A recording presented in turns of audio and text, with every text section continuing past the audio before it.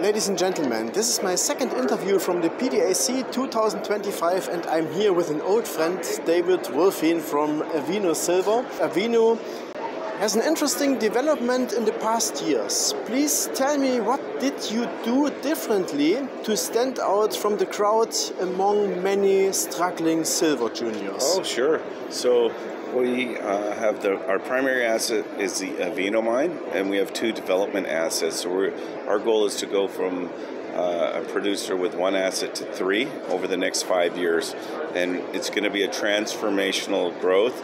So 2.6 million ounces of silver equivalent we produced last year, and we're on pace to do between 8 and 10 million within 5 years from these three assets that we currently own. So it's not through M&A, it's organic growth. And we're debt-free. We have $30 million US in the bank. We're cash flow positive, generating good earnings per share. In mid-March, we'll be putting out our Q4 year-end results, and I encourage everyone to keep an eye on that because we're generating free cash flow. David, how much is silver, or what's the percentage of your revenue from silver? 49% is from silver, 19% from gold, and the balance is from copper. That's going to switch to more silver when we bring La Preciosa into production. So we announced in January that we got the permits after 2 years. So we were the first company in Mexico under this government to get permits. It shows everyone that mining is open for business in Mexico. That's an interesting story, La Preciosa. We talked about that already because I know that mine from Orco silver times, and I couldn't believe what you told me.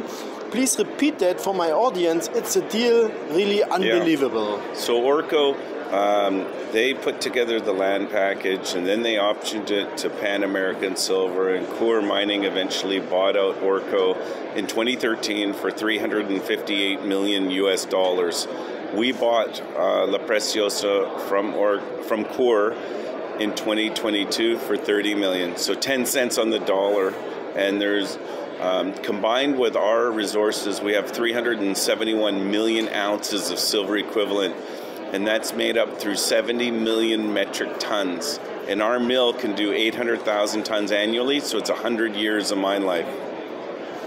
With your expansion plans, do you think that you can finance this completely out of the cash flow, or is there any financing necessary? So we're financing our second mine out of cash flow. It's not expensive because we're not building a new mill. We're hauling it 19 kilometers away, so it's only $5 million to put in the tunnel to get the ore out and haul it to Avino. The oxide tailings project, our third project, the capital expenditure is estimated at $49 million. That will be a new project on the same location, but it'll be through leaching. And so it'll drive our cost down even more because it will cost $10 to produce an ounce of silver through the leaching. So combined between the three assets, it's going to drive our cost down. Our costs in Q3 were $22 all in sustaining, so $10 in margin. But in 2 weeks, when you see our Q4 numbers, it's coming down. And next year it's going to come down even more with La Preciosa, because La Preciosa has 3 times the silver grade than what we're mining now. To see sinking costs in this environment is quite an unusual situation. So you only have cost increases all the time. The more investors appreciate sinking costs, of course. Our cash cost is $15 all in sustaining, and Q2 was $22, but like I said, it's going down. Our cost per ton is around $78. For an underground mine, that's unheard of. Nothing you usually hear is below $100. So it's because of the style of mining and the style of the mineralization at Avino, we're able to long hole sub-level cave, which is a cheap form of mining. David, a final question. What is your general guess? Where is silver heading? We are silver bucks for decades already, and we are still waiting for the big push. Something is holding us back, but I'm optimistic. If it doesn't go anywhere, we're making 50% margin, so we're happy. But it's been lagging gold, and the rally has only been on for a year. Like, not even every company has had their Q4 earnings out yet, so it hasn't sustained it enough to attract the generalists, but it's coming.